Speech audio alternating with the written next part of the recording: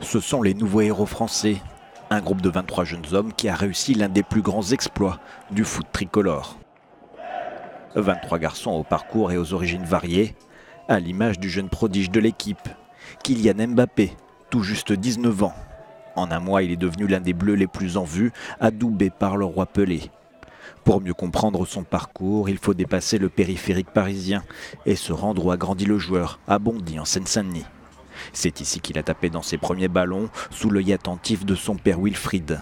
Aujourd'hui, il fait la fierté de cette ville qui cumule les difficultés, enclavement géographique, pauvreté et taux de chômage qui frôlent les 20%.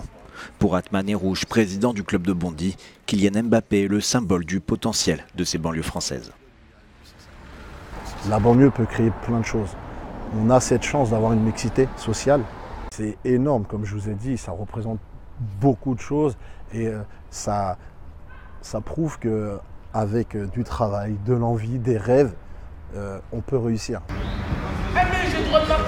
À Bondy, comme dans d'autres villes de la banlieue parisienne, c'est au stade que les jeunes se retrouvent. Des heures passées à travailler leur technique. Pour eux, les Bleus version Pogba et Mbappé sont à l'image de la France. Je pense que la France, c'est d'ailleurs le seul pays, je pense, à réussir à intégrer de gens d'horizons différents, de cultures différentes, de traditions différentes aussi, de langues aussi différentes. Et tout le monde s'y retrouve en fait. Une vision de l'intégration très française que ses voisins semblent avoir du mal à comprendre. Ces derniers jours, qu'elles viennent d'Italie, d'Europe de l'Est ou même des États-Unis, les critiques ont fleuri. De par la couleur de peau de ces joueurs, les Bleus seraient une équipe qui n'a pas grand-chose de française. Des critiques balayées par la ministre des Sports. Alors moi je vous dis, l'équipe de France a gagné. Et c'est une équipe de France unifiée, diversifiée, heureuse de mouiller le maillot, de chanter la Marseillaise, de véhiculer des valeurs positives pour les plus jeunes, faire des rappels de bienséance à des aînés. Et je pense que ça c'est la France qui rayonne, la France qui gagne.